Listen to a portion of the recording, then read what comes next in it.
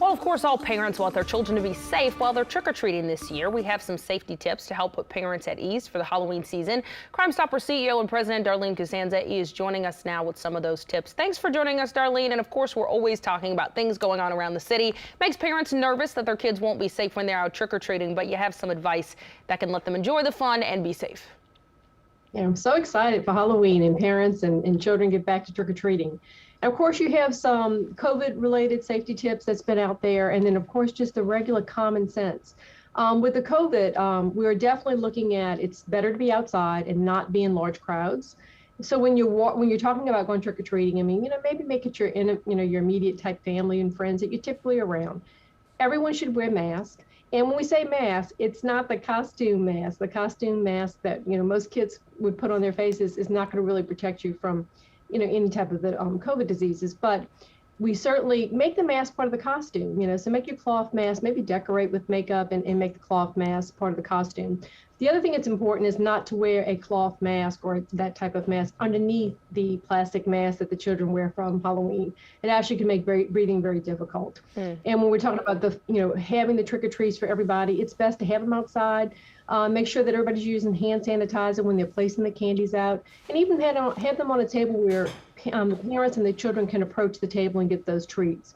But it's real important that we always have an eye on our kids. So we want parents to walk with their children, particularly if they're under 10 years of age. We want to make sure that we're going to well-lit paths and we're going on a familiar route so that you know the folks that you're approaching and you're going to's home. Have a bright colored or a fluorescent type item, even flashlights are always fun. Wear bright clothing so that kids can be seen. And important with that is making sure that you're staying on the sidewalks and you're walking in a path that actually is opposite traffic if at all possible. We have to talk to our kids a lot about parked cars. We have to talk to our kids about not being able to see if you run in the street and it's dark and and a car could be passing. So again, stay on the sidewalks. Make sure you're not going behind cars. Make sure young children understand that they're not walking behind the cars, standing behind the cars in the driveways, and also never approaching a stranger. This could be in a car. This could be at a house.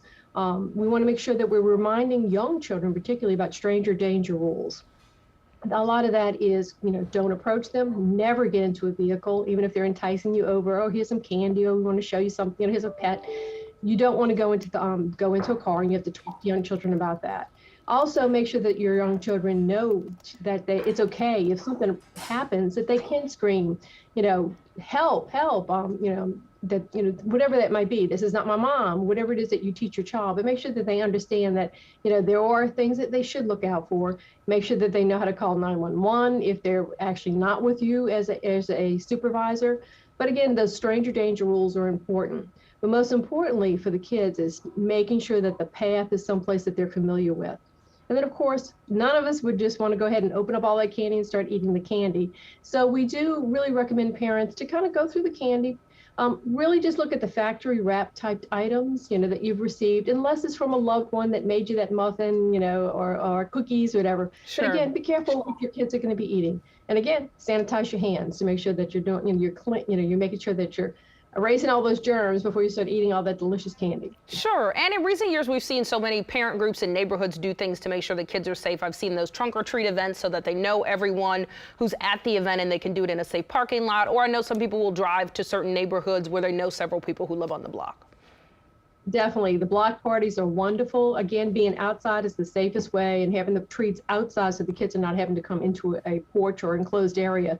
But definitely, I'm just excited that kids are getting a little bit back to normal. Right. And having fun, Yeah, there's been so many disruptions for everyone, but for the kids too. So we're glad to see they'll have some normalcy and get to trick or treat this Halloween. Don't give them any raisins, guys. Darlene, thanks for joining us. Thank you. All right, let's get over to Peyton.